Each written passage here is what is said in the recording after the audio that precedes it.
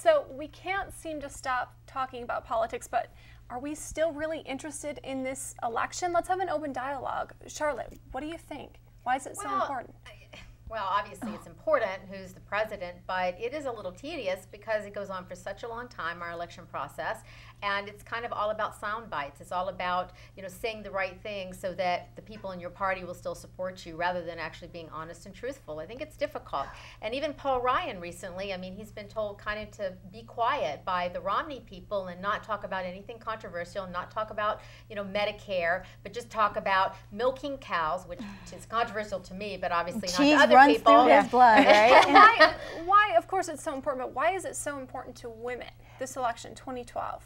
It's very important because women were struggling financially. Everyone's struggling financially. Also, too, we have to remember as women how lucky we are that we can vote. Because I get tired of people saying, oh, it's all the same thing, this and that. No, we have a right, and we're very lucky that even maybe you don't like the candidates, but at least you have a chance to vote. And you should vote for a third party or write in a name rather than not vote at all, because I don't think we're ever going to get away from the two-party system and have additional parties unless people actually step forward and make those You votes. can vote for Roseanne Barr. I think she's running. She is. She's well, running. which I'm not sure she's going to help the women vote, but you know what? The hard part with the Romney and the Ryan pick is that obviously he looks great on paper, and he looks like a little mini me with Romney there. They look like a buddy team. One's great on paper, one's great in person.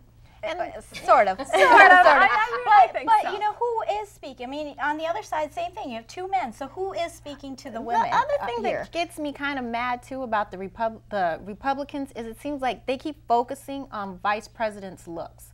Like they did the same thing with Sarah Palin, and they're kind of pandering, I feel, to like a 1950s woman mentality. That, oh, we're gonna like Palin because she's a soccer mom, or we're gonna like, Ryan because he's got great abs and he works out. Just like Palin. I mean, basically they both kill animals, which of course I don't support. But all those people that are, gun advocates are probably going to say, oh yeah, I like both of them because they're going to support my. But Ryan is a man of substance. I mean, no one's going to take that away from him. The other side is not taking that away from him at all. Yes, he looks great, and that might have been, what pushed him over the edge. The hard part is, though, he might look like the better presidential candidate than the real presidential candidate. And that's the reason why they're telling him, hey, you know what, don't talk too much, give the glory to Mitt. But Mitt has a hard time proving himself. And I think the hard part with this choice was Mitt was already going to get the base vote, because it was going to be the anti-Obama vote.